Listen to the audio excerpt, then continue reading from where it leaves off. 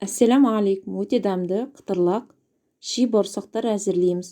Бисмиллах деп ең алдымен 500 грамм ұнымызды елгіштен өткіземіз. Жарты шай қасық тұз, жарты шай қасық ас содасын және 2 ас қасық қант аламыз.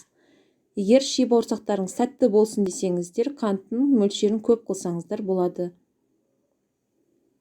Барлығын жақсылап тұрып араластырамыз. 3 ас қасық өсімдік майын құямыз. 3 жұмыртқаны жарып саламыз.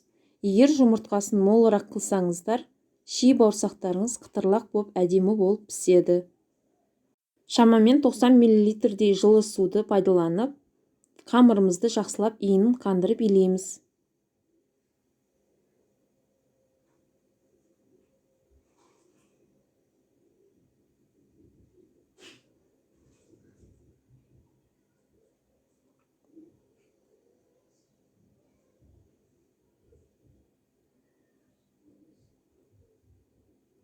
Қамырларыңыз өте жұмсақ болып кетпеу керек. Жұмсақтығы орташа, иілгіш болса жеткілікті. Қамырымызды иіліп болғаннан кейін бетін жауып, 10-20 минутқа дем алуға қалдырамыз. 20 минут өткеннен кейін қамырды 2 күлшеге бөлеміз. Бірінші күлшемізден қамырдың ұзынша таяқша тәрізді ши бауырсақтар пісіретін боламыз. Қамырдың қалыңдығы 1 мм шамасында. Ені 5-6 сантиметрлік ұзынша етіп қамырды кесіп аламыз. Кейін сол ұзынша қамырларымызды тағы да ұсақ жіңішке таяқша тәрізді кесеміз. Майды алдын ала қыздыра бергендеріңіз жөн. Өздеріңіз байқап тұрғандай ұзынша осындай әдемі таяқша тәрізді кесілген ши бауырсақтарымызды бауырсақ пісіретін шолпыға салып, майға саламыз да қуырып аламыз. Жиі араластырып тұруыңыз керек, бір келкі болып пісу үшін.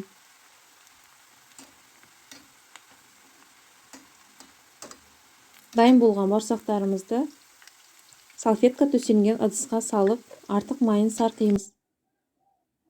Өздеріңіз байқап тұрғандай қытырлақ,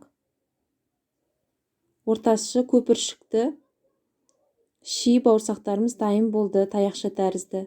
Енді екінші күлшемізді қалыңдығы 1 мм етіп жаямыз да, жарты сантиметр, яғни 5 мм етіп ұзынша жолақтап кесеміз.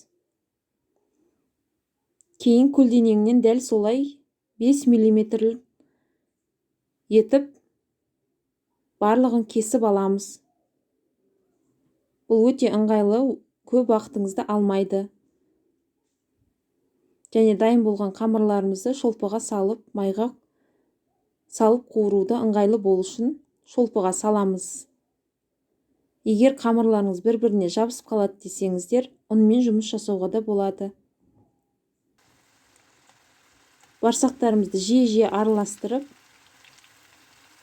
біріккендерін дәл осылай ажыратып аламыз.